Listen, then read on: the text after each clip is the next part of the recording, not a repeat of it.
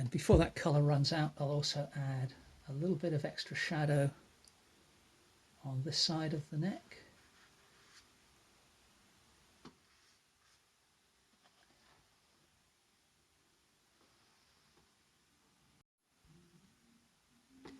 And still working with just these two colours and white, let's put some of the shadows that are appearing on the face. Let's begin to introduce those. So taken what I had left on the brush, added a little bit of alizarin and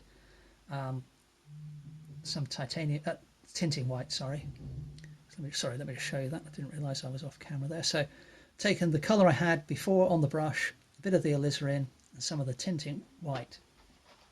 As you can see, I sprayed the face of the painting, so I'm looking a little bit worse for wear now, but what we can do is just squint at the reference, and trusting my drawing for now, may have to correct later, but I'm just going to put in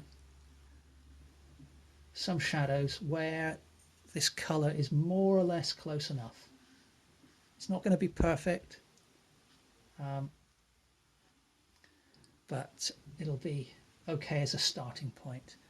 The main thing is to try and get things looking fairly three-dimensional fairly early.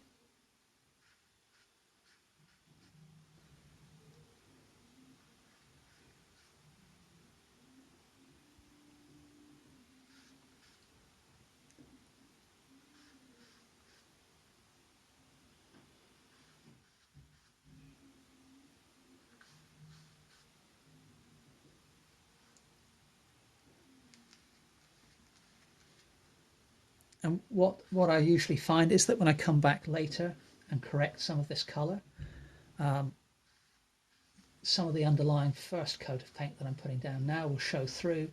So again, you get some interesting colour mixing effects that perhaps wouldn't have happened if I'd taken perhaps, an overly precise approach early on in the painting. So there's a shadow in the ear, obviously.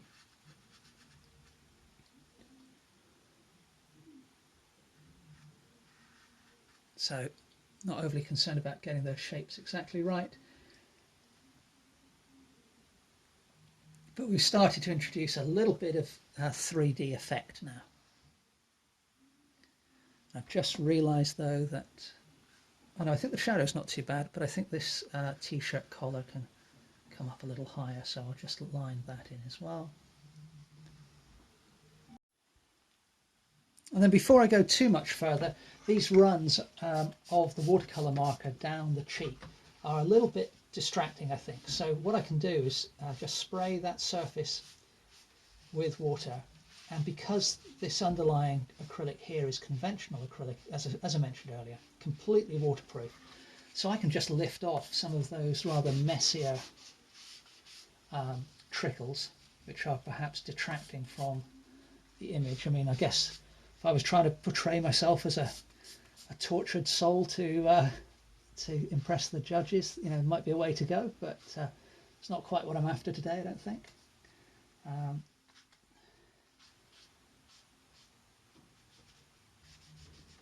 So we'll just lift off all of that, or most of it at least.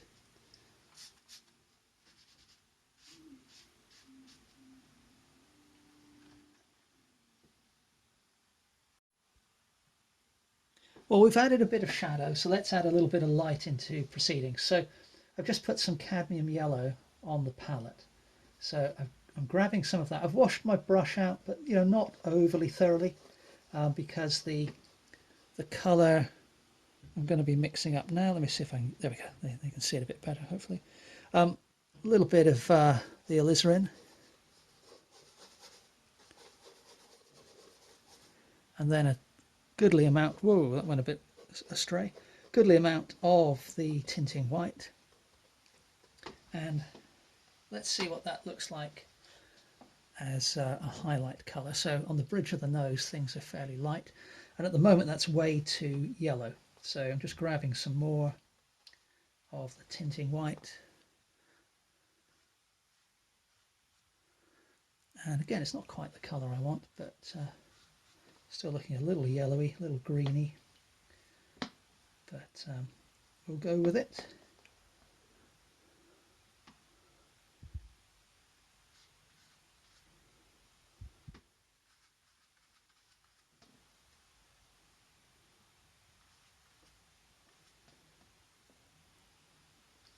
So in fact it's not really the right colour at all, but what I can do is use it for some of the more subtle shadows that are playing down the left hand side of the face, which are really a little bluer than I'm painting them. But I think the green's quite an interesting effect. So again, I may end up going over much of that, but for now I'm content to carry on and see what we end up with. So there's definitely some corrections I need to do on the drawing in certain places I'm discovering as I paint away. So let's grab a bit more white.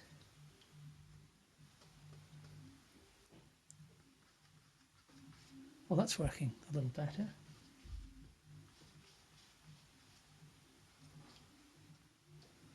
Let's come back onto this nose and see if we can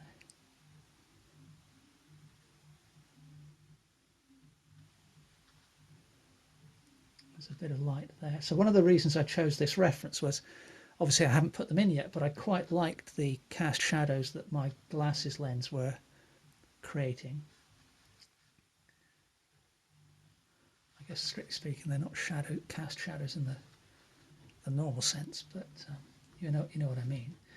And so I'm just starting to map out the way the light is playing across the surface of the face, even though I haven't actually included the things which are creating that pattern just yet.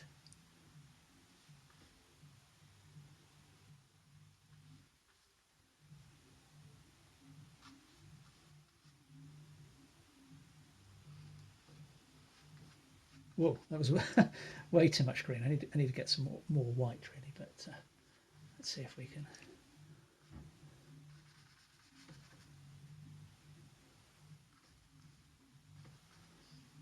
There we go. So for the moment, I think that will more or less suffice. I'm going to let that dry now, and then we'll come back and have another look in a little bit. I've let that layer of paint dry completely, and I'm really happy at the moment with the textures I've got on the shirt, the fact I've got different tones going on in the admittedly very loose depiction of the shadow under the collar. The rest of the painting got the basic structure in place, got some interesting, weird, subtle colours going on. But, you know, let's face it, this chap is looking a little bit worse for wear. Wouldn't want to meet him on a dark night at the moment. So I need to improve things. And the first thing I'm going to do next is work on the eyes, try and get those right, get the likeness correct. Now, one of the things I've noticed is that in my drawing, this eye is a little low compared to the left one, or the one on our left. So my palette I've refreshed with the same three colours as before, except the only thing I've changed now is I've switched from tinting white to titanium white. Okay, now the tinting white is more translucent than the titanium white, which is very opaque. And moreover, the tinting white has a slight iridescence, which, you know, produces some nice effects actually. But I want to kind of cover up some of this earlier work, so the titanium white's more appropriate.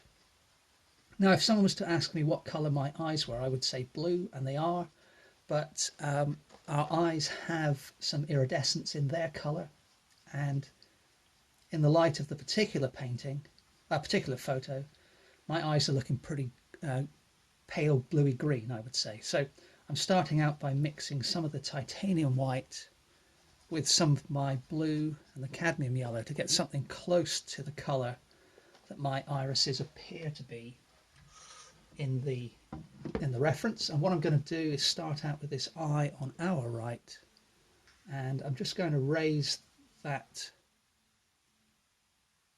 iris that I put in earlier up a little bit by putting in a patch of that green colour.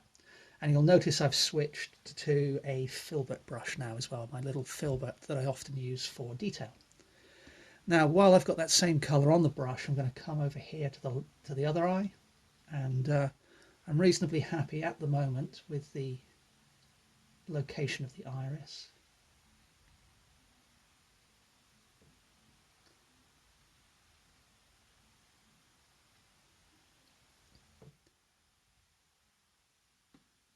So we've locked that in.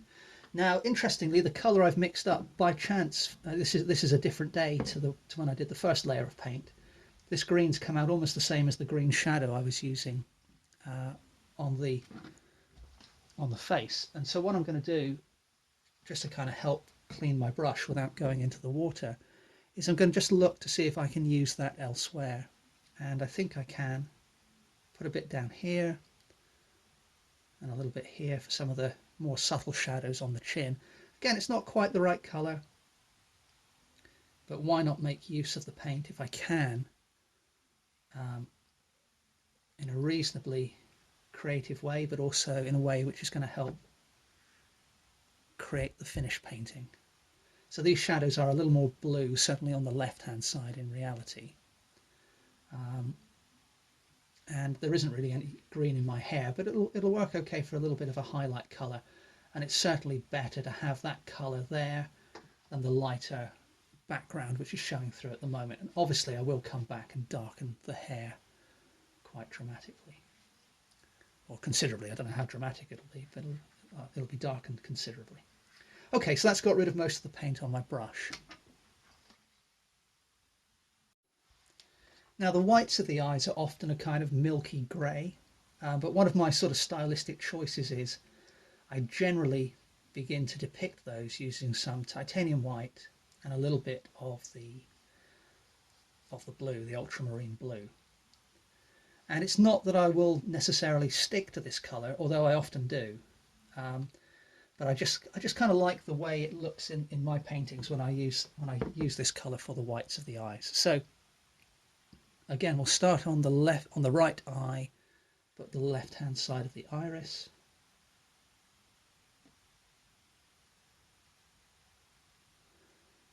And just begin to fill in that area. And I think this colour is dark enough. This side actually needs to be lighter than I've got it, but the colour I'm using at the moment is probably dark enough for me to put in that little corner of the eye that's showing there. And we'll do a similar treatment here.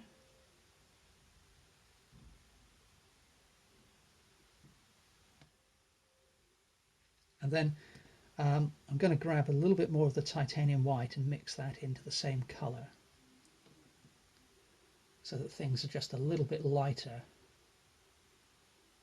on the left hand side of the eye to our left. And while that's on the brush, I'm going to apply that to the still wet paint that I put down just a moment ago over here.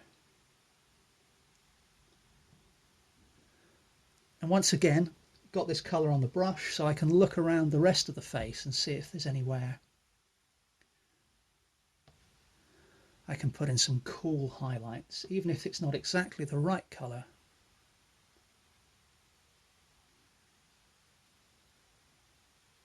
It'll help me work towards the finished painting in a what I hope will be a fairly fluid and efficient way. But even if not, you sometimes just create effects which you wouldn't do otherwise if you kind of make use of what's on your brush, I feel.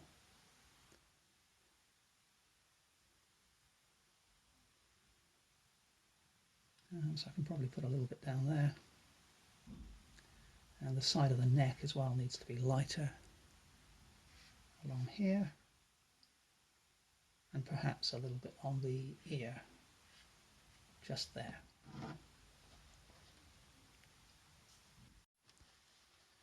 Back to my small flat brush now, and I'm grabbing some of the titanium white,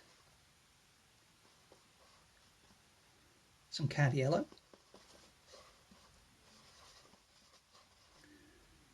little corner of